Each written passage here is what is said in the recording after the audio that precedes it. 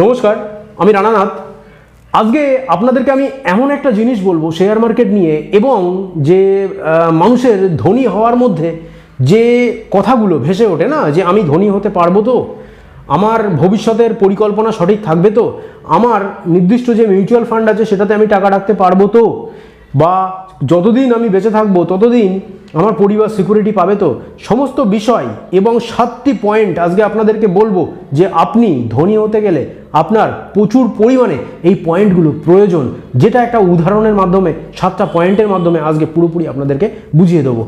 এমন আপনি ভাবেন যে আপনি টাকা ইনকাম করছেন, আপনি বিলাসবহুল জীবনযাপন করছেন। যারা টাকা ইনকাম করে তারা কি করে? বেশিরভাগই কিপটেমি করে এবং তার টাকাটা বাঁচিয়ে রাখে ভবিষ্যতের জন্য। হ্যাঁ, অবশ্যই সেটা প্রয়োজন, কিন্তু আমরা যে টাকাটা উপার্জন করছি সেই টাকাটার যদি আমরা সঠিক ব্যবহার না করে এই বেঁচে থাকাকালীন যদি উপভোগ করে না যেতে পারি, সেটা যেরকম আমাদের কাছে দুঃখজনক। আবার আমরা সমস্ত কিছু খরচ করে ফেলে বাচ্চাদের জন্য, যারা ভবিষ্যতের জন্য আমাদের সামনের দিকে এগিয়ে নিয়ে যাবে, বা যারা বাচ্চা রয়েছে আমাদের, তাদেরকে হেল্প যদি আমরা না করতে পারি সেক্ষেত্রেও কিন্তু প্রবলেম। কেননা আমার মৃত্যু হয়ে গেলে আমার পরিবারের কিন্তু অসুবিধা হতে পারে। সেই মুহূর্তে দাঁড়িয়ে ধনী হওয়ার 7টা নিয়ম আজকে আমি বলবো। আপনি পয়সা ইনকাম করছেন, সেই পয়সায় আপনি সঠিকভাবে জীবনযাপনও করতে পারবেন, বিলাসবহুল জীবনযাপনও করতে পারবেন, এবং সঠিকভাবে আপনার টাকাটা বিভিন্ন জায়গায় রেখে সঠিকভাবে চিন্তাহীন বা চিন্তা মুক্ত হয়ে আপনি ঘুরতে পারবেন। এই কথাটা মাথায় রাখবেন। তো আজকে ভিডিওর আলোচনার বিষয়ের মধ্যে যে পয়েন্টগুলো উঠে আসছে, সেই পয়েন্টের মধ্যে আসতে গেলে আমাদের একদম স্লাইডে যেতে হবে। আমরা সবসময় মনে করি খরচ মানেই আমরা গরিব হয়ে যাব। কথাটা কিন্তু পুরোপুরি ভুল। আমি একটু আগেই বললাম, আমরা যত টাকাই ইনকাম করি না কেন, প্রতিটা টাকা যদি আমরা সঠিকভাবে সঠিক নিয়ম মেনে খরচ করি তাহলে কিন্তু আমরা কোনোদিন গরিব হব না। এই জিনিসটা কিন্তু মাথায় রাখতে হবে। আর যদি আমরা সঠিক নিয়ম মেনে খরচ না করি তাহলে কিন্তু আমরা গরিব হতে পারি। সেক্ষেত্রে আমাদের একটা কাহিনী, ব্যাবিলনের 5000 বছর আগে একজন আরকাদ নামে একজন ব্যক্তি ছিল, যার কাহিনী আজকে আমি আপনাদেরকে বলবো ছোট্ট আকারে, এবং সে কিছু পয়েন্ট তার বন্ধুদের সাথে শেয়ার করেছিল। সেই পয়েন্টগুলো আপনাদেরকে বলবো, যেটা এই ব্যাবিলনের আরকাদের কাহিনী থেকে আপনারা পুরোপুরি বুঝে যাবেন যে শেয়ার মার্কেটে বা বিভিন্ন ইনভেস্টিংয়ের ক্ষেত্রে বা টাকা জমানোর ক্ষেত্রে কতটা গুরুত্বপূর্ণ। এই যে ব্যাবিলনের যে আরকাদ, এ কিন্তু একটা ফ্যামিলিতে প্রচুর পরিমাণে সময় দিত, খরচ করতো অনেক, তার অ্যাসেটও গ্রো ছিল দ্রুত। আচ্ছা ভাই, ফ্যামিলিতে সময়ও দিচ্ছে, খরচও করছে অনেক, আবার তার অ্যাসেট গ্রো হচ্ছে, কিভাবে এটা সম্ভব? সেগুলো জানতে হলে আমাদের নেক্সট পয়েন্টে যেতে হবে। নেক্সট পয়েন্টে আমাদের এটা একটা বিরাট আমাদের মনের মধ্যে ভ্রান্ত ধারণা যে আমাদের টাকা ইনকাম করতে গেলে, আমরা যে টাকাটা ইনকাম করছি সেই টাকাটা ইনকাম করতে হলে, বা আরকাদ যে টাকাটা ইনকাম করেছিল ব্যাবিলনে 5000 বছর আগে, যে অর্থ উপার্জন করেছিল, সেই অর্থটা সে বিলাসবহুল জীবনযাপন করেছিল, বা তার ভাগ্য হয়তো তাই পেয়েছিল। আমরা এটা মনে করি। অনেকে লটারি বাঁধে না, সেই মুহূর্তে আমরা মনে করি যে লটারি বাঁধলে হয়তো তার ভাগ্য তাই বেঁধেছে। আরে ভাই, লটারি বাঁধলেই যে সে সঠিকভাবে সেটা মেনটেন্স করতে পারবে নয়। আমি আপনাদের ভারতের কিছু বা মার্কিন যুক্তরাষ্ট্রের বা অন্য দেশের কিছু উদাহরণ দিচ্ছি। দেখুন, একটা ভ্রান্ত ধারণা আমাদের মনের মধ্যে রয়ে যায় যে টাকা ইনকাম মানেই ভাগ্যের বিষয়। আদেও নয়। এই যে শ্রীকান্ত বলছড়ে, যেটা ভারত থেকে, মহারাষ্ট্রের এক ব্যক্তি, যিনি বড় অঙ্কের একটা লটারির টাকা জিতেছিল, সে কিন্তু কিছুদিনের মধ্যে সেটা উড়িয়ে ফেলে বন্ধুবান্ধবের সাথে খরচ করে। নেক্সট, গুরবচন সিং, দেখুন পাঞ্জাবের ভারতে, তিনিও কিন্তু লটারি জিতেছিলেন এবং জুয়া খেলা, বিভিন্ন খারাপ ব্যবসায় বিনিয়োগের ফলে আস্তে আস্তে দরিদ্র হয়ে পড়েন। নেক্সট, অ্যাভেলিন অ্যাডামাস, যিনি যুক্তরাষ্ট্রের 1985 থেকে 1986 সালের মধ্যে প্রায় $5.4 মিলিয়ন একটা লটারি জিতেছিলেন। সেও এই বিলাসবহুল জীবন জুয়ো লটারির মাধ্যমে আবার নিজের জায়গায় ফকির হয়ে চলে আসেন। এছাড়াও আরও কিছু উদাহরণ রয়েছে। 4 নম্বরে দেখুন মাইকেল ক্যারল, যিনি যুক্তরাজ্যে 2002 সালে, মাইকেল 19 বছর বয়সে লটারিতে 9.7 মিলিয়ন পাউন্ড পান। সেটাও তিনি উল্টোপাল্টা খরচ করে মাদক শক্তি হয়ে বা বিভিন্ন কিছুতে আসক্তি হয়ে আস্তে আস্তে হারিয়ে ফেলেন সমস্ত টাকা। সেক্ষেত্রে রাহুল, যে কৌন বনেগা করোড়পতি কেবিসিতে আমরা জানি যে 1 কোটি টাকা জিতেছিল, সেও ওরকম স্বজনদের চাহিদা পূরণ করতে ব্যবসায়ের ক্ষতির অর্থ পুরোপুরি নষ্ট করে ফেলে। নেক্সট, অমরলাল, মধ্যপ্রদেশের ভারত, তারও ওই সেম টু সেম প্রবলেম। দেখুন, প্রতিটা মানুষ, এর থেকে আমরা বুঝতে পারি প্রতিটা মানুষই টাকা ইনকাম বা টাকা ইনকাম করার পরে সেই খরচ কিভাবে করতে হয় বা মেনটেন্স কীভাবে করতে হয় এই জিনিসটা জানে না। এরা তো কোটি টাকা পেয়েছিল, এদের তো ভাগ্য ছিল, এরা উপার্জন করেছিল, উপার্জন নয় লটারিতে টাকাটা বেঁধেছিল। তো সেই মুহূর্তে দাঁড়িয়ে তারা কেন টাকাটা রাখতে পারেনি? তার কারণ একটা মাথায় বুদ্ধির দরকার। কিছুটা না হলেও আমাদের মাথার মধ্যে যদি বুদ্ধি না থাকে তাহলে আমরা যে টাকা উপার্জন করছি সেই টাকা নষ্ট করে ফেলবো। সেক্ষেত্রে দাঁড়িয়ে আমরা এখান থেকে এই 7টা নিয়ম জানার আগে এখান থেকে কিছু বুঝে গেলাম যে আমাদের কাছে যত টাকাই থাকুক না কেন আমরা কিন্তু কোনো দিন বড়লোক হতে পারবো না যদি না আমরা সঠিকভাবে আমাদের অ্যাসেটটাকে ম্যানেজ করি। সেই মুহূর্তে দাঁড়িয়ে চলুন সরাসরি চলে আসা যাক 7টা বিরাট বড় নিয়ম। সেই নিয়মগুলো কি এবং কিভাবে আরকাদ এই লাইফে 7টি নিয়ম প্রয়োগ করেছিল, সেই 7টি নিয়ম জানার আগে আমি জেনে নিই এই যে আরকাদ বলে যে হচ্ছে লোকটি, ব্যাবিলনের যে লোকটি 5000 বছর আগে, সেও কিন্তু একটা সাধারণ মানুষের মতন ছিল। সে যখন সাধারণ মানুষের মতন ছিল তখন তার একটা আলগামিস নামে এক ঋণদাতার সাথে যোগাযোগ হয় বা দেখা হয়। একটা ঋণদাতা মানে আমরা দেখি না যেরকম বন্ধন বিভিন্ন লোককে ঋণ দিচ্ছে, আমার কাছে ধরুন সামথিং 10 লাখ টাকা আছে, আমি কারোর 5 লাখ টাকা ঋণ দিলাম বা কিছু করলাম, এরকম একটা ঋণদাতার সাথে তার দেখা হয়েছিল। সেই ঋণদাতা সেই আরকাদকে বলেছিল পয়সা সেভ করে ভালো জায়গায় ইনভেস্ট করলে পয়সা আমাদের চাকরে পরিণত হয়। আপনি যে পয়সাটা ইনকাম করছেন সেটা যদি আপনি সঠিক জায়গায় ইনভেস্ট করেন তাহলে কিন্তু সেই পয়সাটুকু আপনার চাকরে পরিণত হবে এবং আপনার জন্য খাটবে। সেকেন্ড, সে বলেছিল পয়সার বাচ্চাও আপনার জন্য কাজ করবে, যেটা পাওয়ার অফ কম্পাউন্ডিং। আগেকার 5000 বছর আগে পয়সার বাচ্চা যেটাকে বলা হচ্ছে সেটা পাওয়ার অফ কম্পাউন্ডিং, মানে আপনি আজকে যা সুদ পাচ্ছেন সেই সুদ আর আসল মিলে, মানে বাচ্চা এবং বাবা বা মা মিলে তার উপরে সুদ দিচ্ছে। বুঝতে পারছেন? এই জিনিসটা আলগামিস আরকাদকে বুঝিয়েছিল এবং আরও কিছু বলেছিল যে ফালতু টাকা নষ্ট মানেই সেই টাকাটা আপনার কাছ থেকে কিন্তু বেরিয়ে গেল, আপনি সেই টাকাটাকেও হারালেন, সেই টাকার যে বাচ্চা পরিণত হতো বা কম্পাউন্ড হতো সেটাকেও কিন্তু হারালেন। অতএব আপনি যেরকম টাকা ইনকাম করছেন সেই টাকাটা যেরকম রাখাও জরুরি, তার সাথে সাথে সঠিক উপায় মেনে খরচ করাও কিন্তু জরুরি। এই জন্য সেই 7টি নিয়মের দিকে আমরা একদম চলে যাব। তো এই 7টি নিয়ম জানার আগেই আরকাদের এই কাহিনীর 7টা নিয়ম, যে নিয়ম জানলে পরে আমরা আমাদের টাকাটাকে ম্যানেজ করতে পারবো, আমরা যতটা সম্ভব ভালোভাবে জীবনযাপন করতে পারবো, আমরা ফুর্তি মজাক সমস্ত কিছু করতে পারবো এবং আমাদের টাকাটাও আস্তে আস্তে জমবে এবং ভবিষ্যতের দিকটাও উজ্জ্বল হবে।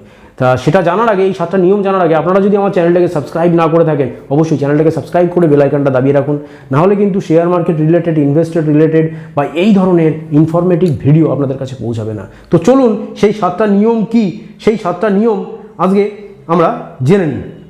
সেই 7টা নিয়ম হচ্ছে আপনার স্যালারি কি আপনার, ফার্স্ট পয়েন্ট যেটা আপনার স্যালারি কি আপনার। আপনি ভাবুন আপনি যে 30,000 টাকা করে ইনকাম করছেন, 30,000 টাকা আপনি ইনকাম করছেন, এই যে 30,000 টাকা এটা কি আদেও আপনার? আপনি তো স্যালারি হিসেবে পাচ্ছেন আপনার? উত্তর দিন, কমেন্টে উত্তর দেবেন, তারপরে আমি উত্তরটা এখনই দিয়ে দিচ্ছি। তারপরে বলতে এখনই আমি উত্তরটা দিচ্ছি। ফার্স্ট 30,000 যখন আপনি ইনকাম করলেন তার মধ্যে 10,000 হয়তো কোনো বিলে খরচ হয়ে গেল, কারেন্টের বিল থেকে, ফোনের বিল থেকে শুরু করে, টিভির বিল থেকে শুরু করে, ফ্ল্যাটের ভাড়া থেকে শুরু করে বিভিন্ন কিছুর ক্ষেত্রে 10,000 টাকা চলে গেল। থাকলো 20,000 টাকা। 20,000 টাকার মধ্যে 10,000 টাকার মুদিখানার বাজার থেকে, খাওয়া দাওয়া থেকে শুরু করে, জামা প্যান্ট কেনা থেকে শুরু করে সমস্ত কিছু 10,000। তাহলে রেন্টের জন্য আপনি 10,000 দিয়ে দিলেন, তাহলে আপনি ইনকাম করলেন কার জন্য? রেন্ট দেওয়ার জন্য। ভাবুন আপনি ইনকাম করলেন কার জন্য? আপনার পেট ভরানোর জন্য। আপনি আর যে 10,000 টাকা আপনার বাঁচলো সেই 10,000 টাকার মধ্যে আপনি এমন কোনো ফালতু খরচ করে ফেললেন যে সমস্ত ফালতু খরচ আপনার করারই দরকার ছিল না, সেই সমস্ত খরচ টোটালি একদম আজে বাজে খরচ হয়ে বেরিয়ে গেল, শেষে পকেটে টাকা থাকলো না। সেই মুহূর্তে দাঁড়িয়ে আমাদের মাথায় বিরাট বড় একটা চিন্তা আসে যে আমরা যে স্যালারিটা ইনকাম করছি এটা কি আদেও আমাদের? তো সেই কথার উত্তর যদি পেতে হয় তাহলে আমাদেরকে কী করতে হবে সেটা জানতে হলে আমাদেরকে সেকেন্ড পয়েন্টে যেতে হবে। আপনি ভাবুন, আজকের থেকে আপনি ভাবুন সেকেন্ড পয়েন্ট যেটা ওই ব্যাবিলনের যে আরকাদ এটা তার বন্ধুদেরকে বলেছিল, বন্ধুদেরকে শিখিয়েছিল যে এইভাবে তোরা কাজ করলে বেটার রেজাল্ট পাবি, সেই জিনিসটা তার কাহিনীটাই আমি আজকে তুলে ধরছি। সে বলেছিল আপনি ভাবুন আপনার স্যালারিটা কম পাচ্ছেন, আপনি ভাবুন আপনি যা ইনকাম করছেন সেই ইনকামটা আপনার কম। সাপোজ আপনি আজকে 30,000 টাকা করে ইনকাম করছেন, 30,000 টাকা করে ইনকাম করছেন, আজকে যদি আপনার কোনো কারণে ওই 30,000 টাকাটাকে কমিয়ে আপনার যদি ডিমোশন হয়, কমিয়ে আপনার যদি স্যালারি 22,000 টাকা করে দেয়, তাহলে আপনি কি বেঁচে থাকতে পারবেন না? অবশ্যই বেঁচে থাকতে পারবেন। তখন আপনাকে কম করে ওই 22,000 টাকার মধ্যেই চালাতে হবে। তাহলে ধরুন না আপনি 22,000 টাকা স্যালারি পাচ্ছেন, 8,000 টাকা আপনার যেটা আপনি রেখে দিচ্ছেন। ভাবুন আপনার ডিমোশন হয়েছে, 30,000 টাকা আপনি ইনকাম করছেন, কিন্তু আপনার ডিমোশন হয়েছে, আপনি প্রমোশন পাননি, আপনার ডিমোশন হয়ে গেছে, 8,000 টাকা আমার নেই। এই জিনিসটা আমাদেরকে ভাবতে হবে। যদি 8,000 টাকা করে, মানে আমি 8,000 বলছি এক্ষেত্রে, সেক্ষেত্রে আপনি আপনার ওটাকে 4,000ও ধরতে পারেন, 3,000ও ধরতে পারেন। আমি আমার মতন করে এখানে জানাচ্ছি যে কি করলে বেটার হবে। ধরুন এটা যখনই স্যালারি ঢুকবে তখনই ভাবুন যে ওই 8,000 টাকাটা আমার নয়। এইভাবে করতে করতে যখন আপনি ওই 8,000 টাকাটা সেভিংস করবেন, তখন আপনার বছরের শেষে গিয়ে 12 = 96,000 রুপিজে সেটা পরিণত হবে, 96,000-এ পরিণত হবে, যেটা আপনি ফালতু খরচ করে ফেলছিলেন। এইবারই আমরা আসবো থার্ড পয়েন্টে। এই থার্ড পয়েন্ট, আপনি যে ওই যে 8-12-96,000 টাকা যেটা আপনি জমা করে ফেললেন বছরে, প্রতি মাসে মাসে 8,000 টাকা করে জমা করে ফেললেন, এটা কি সেভিংস অ্যাকাউন্টে ফেলে রেখে দিলেই আপনি বড়লোক হতে পারবেন? অবশ্যই নয়। সেভিংস অ্যাকাউন্টে যদি ফেলে রাখেন তাহলে আপনার ওই যে ইনফ্লেশনের জন্য আপনার টাকাটা বাড়ছে ঠিকই, কিন্তু আদেও সেই টাকা বাড়ছে না, মাইনাসে যাচ্ছে। মানে এখন আপনি যে জিনিসটা 700 টাকা দিয়ে কিনছেন, আজ থেকে 20 বছর পরে তার দাম 2 থেকে 3,000 টাকা হতে বাধ্য। সেই মুহূর্তে দাঁড়িয়ে আপনার টাকাটা যে 6% 7% রেটে বাড়ছে, সেই রেটে তো ইনফ্লেশন হয় ইন্ডিয়াতে। ভাবুন, এই জিনিসটা কিন্তু মাথায় রাখতে হবে। সেভিংস অ্যাকাউন্টে সেটা ফেলে রাখা যাবে না। মানে নিজের কাছে যেরকম আগেকার দিনে কি করতো, নিজের কাছে রেখে দিত, মাটির তলায় রেখে দিত, সেক্ষেত্রে সেটা খাটাতে হবে। আপনার ব্যাংকের অ্যাকাউন্টে টাকা আছে, আগেকার দিনে মানুষ মাটির তলার থেকে টাকা বের করে নিয়ে যেটা জমিয়ে রাখতো বা মোহর রেখে দিত, সেটা বের করে নিয়ে অন্য জায়গায় খাটাতো। সেক্ষেত্রে আপনাকে যে সেভিংস মাল্টিপ্লাই করার জন্য টাকাটাকে খাটাতে হবে, আপনার ওই সেভিংসকে মাল্টিপ্লাই করার জন্য টাকাটাকে খাটাতে হবে এবং রিইনভেস্ট করতে হবে। কথাটা কীরকম? কথাটা হচ্ছে আপনি যে টাকাটা ইনকাম করেছেন, আপনার 96,000 টাকা টোটাল বছরে জমেছে, 96,000 টাকা আপনার টোটাল বছরে জমেছে। তো এই 96,000 টাকাটা আপনি যদি সঠিক জায়গায় না খাটান, যদি ধরুন 1 বছর পরে আপনি আর কাদের মতন একজন কামারকে ধার দিলেন, ধরুন আর কাদ কী করেছিল, সেই মুহূর্তে দাঁড়িয়ে তার যে টাকাটা জমেছিল বা জমাতো, সে একটা কামারকে ধার দিয়েছিল। তো সেই মুহূর্তে দাঁড়িয়ে আপনি 10টা বা 20টা লোককে ধার দিতে পারেন, তাদের কাছ থেকে কিছু সুদ নিতে পারেন। বা এটা যদি আপনার মনে হয় ভয়ঙ্কর, আপনি টাকাটা ফেরত পাবেন না, আপনি ইনভেস্ট করতে পারেন। কোথায় ইনভেস্ট করতে পারেন? শেয়ার মার্কেটে ইনভেস্ট করতে পারেন। সেটা কিভাবে, সেটা জানার জন্য আমার তো বিভিন্ন ধরনের শেয়ার মার্কেটে ইনভেস্টের ভিডিও বানাই, পড়ে রয়েছে। ফান্ডামেন্টাল কিভাবে দেখতে হয়, কিভাবে ভালো শেয়ার বাছা যাবে, কিভাবে কোন শেয়ারে নিবেশ করলে পরে আপনি ভালো লাভবান হতে পারবেন, সমস্ত ভিডিও রয়েছে। মিউচুয়াল ফান্ড, ইটিএফে নিবেশ করতে পারেন, না হয় যে কোনো আপনি একটা বিজনেস শুরু করতে পারেন। এবং যে সুদটা আপনি পাচ্ছেন ওই ইনভেস্ট থেকে, বা আপনি কাউকে দিয়ে, বা আপনি একটা বিজনেস করে যে সুদটা পাচ্ছেন, সেই সুদটাকে, এই 96,000 টাকা তো আপনার নয়, আপনি ধরে রেখেছেন এই 96,000 টাকা আপনার নয়। তো সেক্ষেত্রে এই 96,000 টাকাটাকে যখন আপনি খাটাচ্ছেন এবং তার সুদটাও আসছে, সেই সুদটাকে ওই আসলের সাথে যোগ করুন, যোগ করে আবার খাটান। তাহলেই কিন্তু আপনার সেভিংস মাল্টিপ্লাই হবে এবং রিইনভেস্টের ফলে আপনার কম্পাউন্ডিংটা দ্রুত হবে। এই জিনিসটা মাথায় রাখতে হবে। তো নেক্সট আমরা আসবো 4 নম্বর পয়েন্টে। আপনার টাকার সিকিউরিটিটা কোথায় বেশি আছে সেটা আগে ভালোভাবে জানুন। আপনার টাকার যে সিকিউরিটি, সেই সিকিউরিটিটা কি আপনি আদৌ পাচ্ছেন? এটা কিন্তু আপনার সব থেকে বড় জানার বিষয়।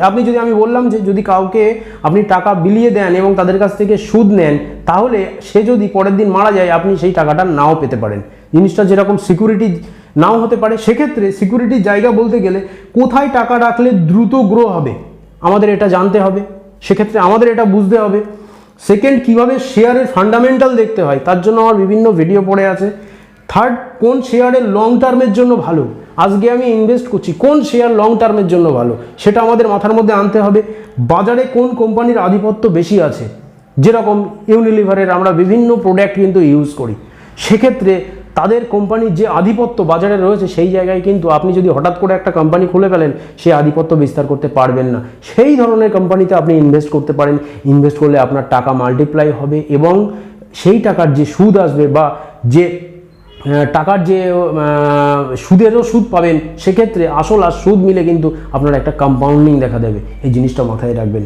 এবং ইনভেস্টিং করতে গেলে লং টার্ম আপনাকে উদ্দেশ্য রাখতে হবে, শর্ট টার্ম কিন্তু নয়। এই জিনিসটা মাথায় রাখতে হবে। আপনি যে 8,000 করে বাঁচালেন, 12 মাসে আপনার 96,000 টাকা জমলো, এটা কিন্তু আপনি লং টার্মের জন্য ইনভেস্ট করে দিচ্ছেন। এই জিনিসটা মাথায় রাখতে হবে। তো এটা গেল এই বিষয়। তারপরে যে 5 নম্বর পয়েন্ট, আমরা সবসময় আমাদের কাছে যখন টাকা চলে আসে, 5 নম্বর পয়েন্ট যেটা আমি বলছি, জমি ঘর কিনতে গিয়ে পকেট ফাঁকা হয়ে যায়। সাপোজ আপনি কলকাতার মতন একটা জায়গায় বাড়ি কিনে ঘর করতে গেলে ধরুন জমির দামই সামথিং পড়ে গেল 25-30 লাখ টাকা বা 40 লাখ টাকা, এবং সেখানে বাড়ি বানাতে আপনার লেগে গেল আরও হয়তো 30-40 লাখ টাকা। তাহলে আপনার সেই মুহূর্তে 70 থেকে 80 লাখ টাকা, 70 থেকে 80 লাখ টাকা আপনার বেরিয়ে গেল একটা জমি এবং ঘর, এই দুটো জিনিস ক্রয় করতে, এই দুটো জিনিস বানাতে, জমি কিনতে এবং ঘরকে বানাতে। তো মিনিমাম আমি ধরলাম এখন সাধারণ অবস্থায় যদি একটা সাধারণ মানুষ বাড়ি বানাতে যায়, তার সেই মুহূর্তে দাঁড়িয়ে 30 থেকে 32 লাখ টাকা জমি এবং হচ্ছে ঘর বাড়ি দিয়ে টোটাল লেগে যাবে সাধারণভাবে থাকতে গেলে। সেক্ষেত্রে এই 30 লাখ টাকাটা আপনি জমি এবং যে ঘরের জন্য ইনভেস্ট করছিলেন, সেভাবে ইনভেস্ট না করে আপনি একটা রেন্টের বাড়িতে এখন রয়েছেন, সেইভাবে আপনি একটা ভাড়া বাড়িতে থাকুন না, ভাড়া বাড়িতে থাকুন। আপনার 30 লাখ টাকাটা আমি একটা হিসাব দিচ্ছি আপনাকে, একটা হিসাব দিচ্ছি। আপনার যদি জমি জায়গা না থাকে, আপনি যদি ভাড়া বাড়িতে রয়েছেন, মনে করছেন 40 লাখ টাকা দিয়ে জমি বাড়ি করবেন, তাহলে আপনাকে আমি একটা উদাহরণ দিয়ে দিই। এই যে 30 লাখ টাকা আপনার জমি বাড়ি করতে লাগছিল, এই 30 লাখ টাকা আমি সাপোজ এখন পোস্ট অফিস, LIC বা বিভিন্ন জায়গায় আপনি যদি MIS করে দেন, আমি শেয়ার মার্কেট বাদ দিলাম, এখন শেয়ার মার্কেট বাদ দিলাম, আমি MIS করে দেন, তাহলে MIS-এ আপনি কম করে হলেও 18,000 টাকা করে প্রতি মাসে মাসে আপনি পাবেন। এখন 670 টাকা লাখে সুদ আছে, কিন্তু তার সত্ত্বেও আমি ধরলাম 600 করে, তাহলে 318,000 করে আপনি পাবেন। আপনার রেন্ট যাচ্ছে 4,000 টাকা করে, যেখানে ভাড়া রয়েছেন তার জন্য, তাহলে আপনার 14,000 টাকা বেঁচে যাচ্ছে। তাহলে আপনার 30 লাখ টাকাটা 30 লাখই থেকে যাচ্ছে, এদিকে আপনার 14,000 টাকা করে ইনকামটাও হচ্ছে, আপনার মাথার চাপটাও কমছে। ওই 14,000 টাকা আস্তে আস্তে জমিয়ে তারপরে আস্তে আস্তে অন্য জায়গায় জমি বা বাড়ি করুন। সেটা একদম শেষের দিকে, যখন আপনার হাতে অনেক টাকা চলে আসবে। যখন টাকা আসলো, যখন ইনকাম করা শুরু করলেন, শুরুতেই যদি জমি ঘর কিনে ফেলেন, তাহলে কিন্তু আপনার পকেট ফাঁকা হয়ে যাবে, পরবর্তীকালে ধার করতে হবে, বিভিন্ন টেনশন চলে আসবে, আর এই টেনশনের জন্য আপনাকে কিন্তু আপনার চাকরিটাও খোয়াতে হতে পারে, বা আপনার বিভিন্ন রকম রোগও শরীরে হতে পারে। এই জিনিসটা মাথায় রাখবেন। সেক্ষেত্রে 6 নম্বর যে পয়েন্ট, বৃদ্ধ বয়সের জন্য আমরা কেউই টাকা জমাই না। বৃদ্ধ বয়সের জন্য আমরা কেউই বিভিন্নভাবে টাকাকে রেখে দিতে চাই না। এই জিনিসটা আমাদের মাথায় ঢোকে না, কিন্তু আমরা তো এটা মানতে নারাজই, একদম নারাজ বলতে গেলে কি, আমরা বৃদ্ধ হব না, আমরা ভাবি আমরা কোনোদিন মরবো না। কিন্তু সাধারণ একটা পরিবারে যখন মৃত্যু হয় না, তখন বোঝা যায় যে মানুষটার কাছে যদি আরও টাকা থাকতো, তাহলে হয়তো আরও কিছুদিন বাঁচত। এই জিনিসটা কিন্তু মাথায় রাখতে হবে। সেক্ষেত্রে বৃদ্ধ বয়সের জন্য আমাদের টাকা জমাতে হবে। টাকার প্রথমত আমি যেগুলো বলবো, সেগুলো 1 থেকে এই 7টা পয়েন্টের মধ্যে, 6 নম্বর পয়েন্টের মধ্যে আমি 7টা পয়েন্ট করে রেখেছি, পুরো আমি বলে দিচ্ছি। 1 নম্বর, প্রথম আপনার টাকার কিছু অংশ দিয়ে আপনি লাইফ ইন্স্যুরেন্স করুন, যাতে আপনার ইনকামটা সিকিউরিটিতে থাকে। সেকেন্ড, আপনি একটা হেলথ ইন্স্যুরেন্স করুন। যদি আপনার পরিবারের কেউ অসুস্থ হয়, তাহলে আপনার হাত থেকে এক গাদা টাকা বেরিয়ে যাবে না, হেলথ ইন্স্যুরেন্সের জন্য আপনি একটা সাপোর্ট পেয়ে যাবেন। থার্ড, গ্যারান্টেড রিটার্ন যেখানে আছে, সেখানে কিছু টাকা রাখুন। LIC হোক, ফিক্সড ডিপোজিট হোক, বা বিভিন্ন কিছু হোক, গোল্ড হোক, যেরকম একটা ফিক্সড রিটার্ন আপনাকে দেবে, সেরকম একটা জায়গায়, বন্ড হোক, সেরকম জায়গায় একটু টাকাটা রাখুন। এই 3টে জিনিস প্রথমে আপনাকে করতে হবে। আপনাকে আগে নিজেকে সিকিউর রাখতে হবে, তারপরে গোল্ডে কিছুটা ইনভেস্ট করুন, তারপর আপনি শেয়ার মার্কেটে ইনভেস্ট করুন, যেখান থেকে আপনি পরবর্তীকালে ডিভিডেন্ডও পেতে পারেন বৃদ্ধ বয়সের জন্য। আজকে আপনি একটা শেয়ার কিনলেন, সেই শেয়ারটা 10 বছর ধরে আপনি রেখে দিচ্ছেন, সেই 10 বছর ধরে যতদিন আপনি রেখে দেবেন, ততদিন ধরে আপনি বছর 6 মাস অন্তর বা 3 মাস অন্তর কিছু ডিভিডেন্ডও পেতে পারেন।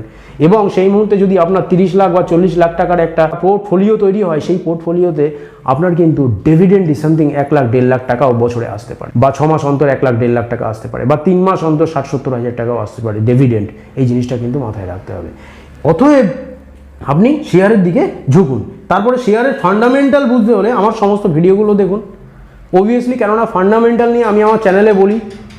ফান্ডামেন্টাল নিয়ে বিভিন্ন কিছু রয়েছে, মিউচুয়াল ফান্ড রয়েছে, ইটিএফ নিয়ে রয়েছে। আর যদি আপনারা ফান্ডামেন্টাল বুঝতে না চান তাহলে আপনারা মিউচুয়াল ফান্ড এসআইপি প্লেলিস্টে চলে যান আমার, সেখানে আপনি বিনা কোনো টেনশনে ইনভেস্টমেন্ট করতে পারবেন মিউচুয়াল ফান্ড এবং ইটিএফে। সেক্ষেত্রে কি হয়, মিউচুয়াল ফান্ড এবং ইটিএফে কিন্তু ডাইভার্সিফাই হয়, আর যখনই ডাইভার্সিফাই হচ্ছে তখনই কিন্তু বিভিন্ন দিকে টাকাটা যাচ্ছে, বিভিন্ন কোম্পানিতে টাকা ঢুকছে, একটা শেয়ারে না, বিভিন্ন শেয়ারে টাকা যাচ্ছে। সেক্ষেত্রে কিন্তু আপনার রিস্কটা কমে যায়। সেক্ষেত্রে আপনাকে এই জায়গাটা বেছে নিতে হবে, এবং যদি দেখতে হয় আমার ফান্ডামেন্টাল অ্যানালিসিস থেকে শুরু করে সমস্ত কিছু কিন্তু প্লেলিস্ট করা আছে, দেখে নিতে পারেন সেখান থেকে। নেক্সট যেটা 7 নম্বর পয়েন্ট, আপনাকে গণ্ডির বাইরে বেরোতে হবে। আমরা মিডিল ক্লাস ফ্যামিলির সমস্ত লোকজন কি করি, আমরা যে 30,000 টাকা মাইনে পাচ্ছি তার মধ্যেই গুজারা করে নিই, তার মধ্যেই আমরা ভাবি যে আমাদের চলে যাবে, আমাদের যখন বাড়বে 1,000 টাকা তখন দেখা যাবে, বাড়বে যখন 2,000 টাকা তখন দেখা যাবে। আরে বাবা, যদি না বাড়ে, আর যখন বাড়ছে গিয়ে 2 বছর পরে, তখন আপনার ওই 32,000 টাকার ভ্যালু 30,000 টাকায়, ইনফ্লেশন আপনার টাকাকে খেয়ে যাচ্ছে। এই জায়গাটা মাথায় রাখতে হবে। ওই জন্য আমি এখানে যে 6টা পয়েন্ট করে রেখেছি আপনার গণ্ডির বাইরে বেরোনোর জন্য, এই 6টা পয়েন্ট আপনার জন্য খুবই গুরুত্বপূর্ণ। 6টা পয়েন্ট কি কি? 6টা পয়েন্ট হচ্ছে আপনার জবের স্যালারি ধরুন 30,000 টাকা, তো সেক্ষেত্রে আপনি ওই জব থেকে, ওই স্যালারি থেকে কিছু টাকাই বাঁচাতে পারছেন না। 30,000 টাকা, পুরো 30,000 টাকায় আপনার খরচ হয়ে যাচ্ছে। তাহলে আপনি নিজের স্কিলটাকে ডেভেলপ করুন।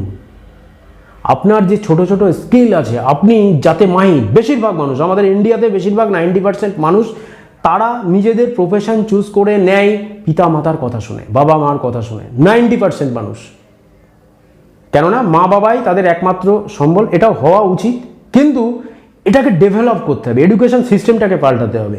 সেক্ষেত্রে আপনি তো আপনার মা বাবার কথাই হোক বা যার কথাই হোক না কেন, হয়তো মা বাবারা আমার উপরে রাগ করতে পারেন, আমি রাগ করার কথা বলছি না। আগে আপনার বাচ্চাদের স্কিলটাকে বোঝার চেষ্টা করুন। যদি স্কিলের উপরে কাজ করেন না, তাহলে যে চাকরিটা, সরকারি চাকরিটা আপনার ছেলেকে দিতে পারতো, তার থেকেও হয়তো 1000 গুণ ইনকাম আপনার পরিবার 1 বছরে কামাতে পারতো। যেটা 20 বছর ধরে একটা সরকারি চাকরিরত মানুষ কামাতে পারে, সেটা 1 বছরে কামাতে পারে। আমি সরকারি চাকরি করে যারা, তাদেরকে ছোট করছি না, কিন্তু বিজনেসে এটা সম্ভব, এই জিনিসটা মাথায় রাখতে হবে। ওই জন্য যারা চাকরি করছে তাদেরও স্কিল ডেভেলপ করতে হবে, যারা বিজনেস করছে তাদেরও স্কিল ডেভেলপ করতে হবে। যদি করেন তাহলেই কিন্তু একমাত্র সামনের দিকে এগোতে পারবেন। যদি কোনো রকম স্কিল না থাকে, আপনি ইনভেস্ট করুন সেটা শিখতে। যদি কোনো রকম স্কিল না থাকে, এমন একটা স্কিল আনুন, সেই স্কিল দিয়ে আপনি পরবর্তীকালে কিছু টাকা ইনকাম করতে পারেন। না হয় আপনি আপনার যে জব করছেন তাতে স্কিলটা বাড়ান। মানে আপনি হয়তো একটু কম্পিউটার যদি বেশি জানতেন, তাহলে হয়তো আপনার 5,000 টাকা স্যালারি বেড়ে যেত। তাহলে আপনি সেই স্কিলটা শিখে, সেই সার্টিফিকেটটা কোম্পানিতে দিয়ে আপনার স্কিলটাকে ডেভেলপ করে আপনি ওই মাইনেটা বাড়ার দিকে যান। নেক্সট যে 6 নম্বর পয়েন্ট আমি বলেছি, এখানে দেখুন, আপনার ধরুন কোনো একটা স্কিল আছে, আপনার মধ্যে কোনো একটা স্কিল আছে যেটা আপনি চাকরির জন্য বা কোনো কিছুর জন্য আপনি বিকশিত করতে পারেন না, সেটাকে বিকশিত করুন। বিকশিত করে আপনার চাকরি করার সাথে সাথে সেটাতে জয়েন করুন। এই জিনিসটা কিন্তু মাথায় রাখতে হবে। যদি আপনি এই জিনিসগুলো মাথায় না রাখেন, এই 7টা পয়েন্ট যদি মাথায় না রাখেন, তাহলে কিন্তু আপনি জীবনে কোনো দিন আপনার যেটুকু টাকা আপনি উপার্জন করছেন সেই দিয়ে জীবনে কোনো দিন বড়লোক হতে পারবেন না।